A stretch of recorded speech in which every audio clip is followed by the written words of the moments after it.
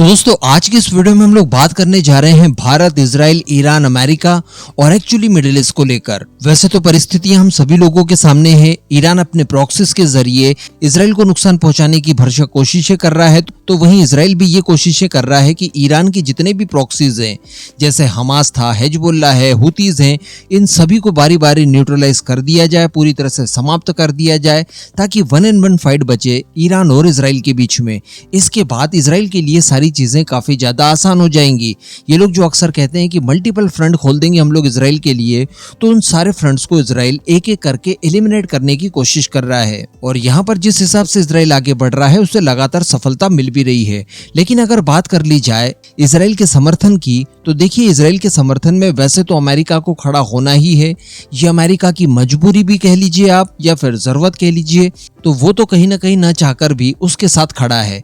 लेकिन दोस्तों भारत द्वारा यहाँ पर एक बड़ा गेम कर दिया गया है। जी हाँ, और ये बड़ा गेम इसलिए किया गया है क्योंकि यहाँ पर भारत को इस गेम को खेलने के लिए बहुत बड़ी आवश्यकता थी। तो चलिए आगे इसी को लेकर डिस्कशन करते हैं कि भारत द्वारा किस तरह का गेम खेला गया है, ये क्यों जरूरी था और इसके लिए भारत ने क्या कहा है, क्या किया है, उनको लेकर भी डिस्कशन करते हैं। आप बस अपने खुद के इस चैनल को सब्सक्राइब जरूर कर दीजिएगा। तो सर्वप्रथम हम लोग भारत की ही बात कर लें, तो देखिए भारत की परिस्थिति आप समझने की कोशिश कीजिए। आईएमए कॉरिडोर जो तैयार करने की बात भारत के अंदर हुए G20 में की गई थी, जिसके सडनली बात इजराइल और हमास के बीच में युद्ध शुरू हो जाता है, तो अल्टीमेटली ये मोरल निकाल लिया जाता है कि आईएमए कॉरिडोर को रोकने के लिए उन सारे तत्वों की मिली भगत है, ईरान और गाजा के बीच में कॉन्फ्लिक्ट, जो कि नहीं चाहते कि आईएमए तैयार हो। आईएमए एक ऐसा कॉरिडोर था जो आप जानते होंगे भारत से चलकर मिडिल ईस्ट घुसेगा, मिडिल ईस्ट में इजराइल वगैरह होते हुए ये यूरोप पहुंचेगा, जिससे कि कई सारे देशों के बीच में मतभेद खत्म होंगे, जिसमें खासकर इजराइल और सऊदी अरेबिया शामिल थे, और इसमें शामिल होने वाले सभी देशों को भारी फायदा भी होगा। लेकिन इस कॉरिडोर की परिकल्पना रखने के साथ ही ये युद्ध शुरू कर दिया गया, जो कि भारत के साथ साथ इसमें जुड़े सभी देशों का नुकसान था। इसके अलावा अभी कुछ ही समय पहले की बात है, बड़ी मुश्किल से 2-3 सप्ताह हुए हैं, ईरान के सुप्रीम लीडर की तरफ से एक बयान निकल कर आया था और उन्होंने बेवजह भारत को भी घसीटने की कोशिश की। उन्होंने यहाँ तक की बात कर दी कि देखिए म्यांमार हो, गाजा हो या फिर भारत हो, इन तीनों ही जगहों पर मुसलमानों की स्थिति बिल्कुल एक जैसी है। तो ये तो बहुत ही बुरा बयान था। हम लोग म्यांमार के बारे में नहीं जानते, गाजा के बारे में नहीं जानते, वहां पर हो सकता है कि इस तरह की स्थितियां हो, लेकिन भारत की बात की जाए तो भारत में तो इस तरह की कोई चीज नहीं है, जैसे कि ईरान के सुप्रीम लीडर खमैनी कह रहे हैं। तो ये भारत के लिए काफी आपत्तिजनक बयान था इनका, भारत द्वारा विरोध भी किया गया।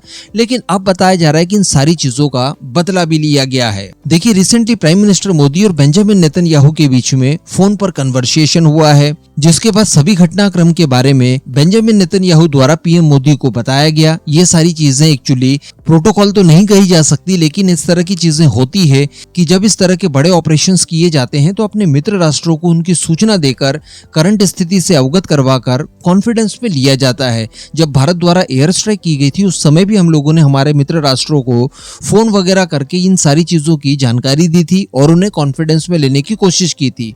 तो कुछ इसी तरह की चीजें इजराइल की तरफ से भारत के साथ भी की गई है। अब इस कन्वर्सेशन के बाद में प्राइम मिनिस्टर मोदी की तरफ से ट्वीट किया जाता है और पीएम मोदी की तरफ से स्पष्ट रूप से ये कह दिया जाता है, बिना किसी का नाम लिए, कि भारत शांति के लिए पूरी तरह से प्रतिबद्ध है और हमारी इस दुनिया में आतंकवाद के लिए किसी भी तरह की कोई जगह मौजूद नहीं है। जी हाँ, ये बहुत बड़ा बयान था और इस बयान को सुनने के बाद आप खुद भी समझ सकते हैं कि यहाँ पर जो सारी चीजें इजराइल कर रहा है, जो कि आतंकवाद के खिलाफ कर रहा है, उसको भारत का पूरी तरह से समर्थन मिल चुका है।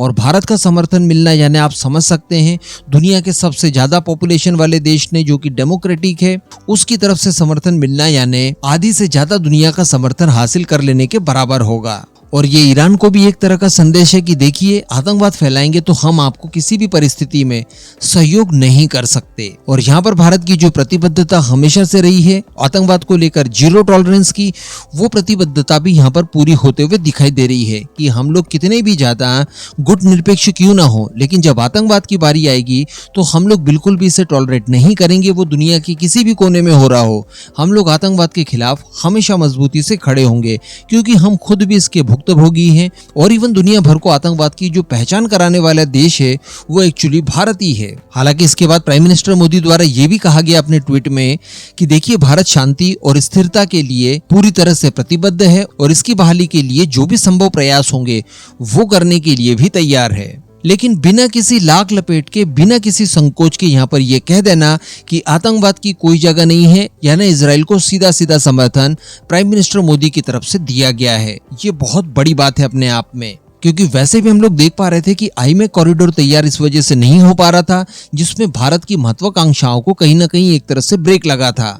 इसके साथ साथ लगातार ये भी देखा जा रहा था कि हिजबुल्लाह, जो कि लेबनान में काफी ज्यादा पावरफुल पावर सेंटर बन चुका था, वो लगातार हाइफा पोर्ट के ऊपर अटैक कर रहा था। हाइफा पोर्ट वो जो कि भारत की कंपनी अडानी ग्रुप द्वारा अपने कंट्रोल में लिया गया है, जिसका इस्तेमाल भारत की कई सारी कंपनियां अपने सामान का इंपोर्ट एक्सपोर्ट के लिए, जो कि यूरोप से होता है डेफिनेटली, उसके लिए इसका इस्तेमाल करती है। इन फ्यूचर इसको लेकर हमारी कई और सारी संभावनाएं बनाई जा रही हैं। तो इस हाइफा पोर्ट का सुरक्षित होना हमारे लिए भी इजराइल से ज्यादा जरूरी था। और हाइफा पोर्ट के ऊपर कुछ समय से देखा जा रहा था कि ड्रोन से अटैक कर दिया जाता था, कई बार रॉकेट दाग दिए जाते थे, जो कि इस तरह के सभी ट्रेड वगैरह को लेकर बाधाएं डालने जैसी बात थी, जिसमें हर हाल में चाइना जैसे देशों का सहयोग हो सकता है। तो हिजबुल्लाह के इस लेवल पर कमजोर हो जाने के बाद इसका सीधा सीधा फायदा भारत के व्यापार को मिलेगा। इसके साथ साथ जिस तरह की साफ सफाई की मुहिम इस समय इजराइल चला रहा है, एक्चुअली कई बार लगता है कि क्या दिवाली इस बार मिडिल ईस्ट में आने जा रही है।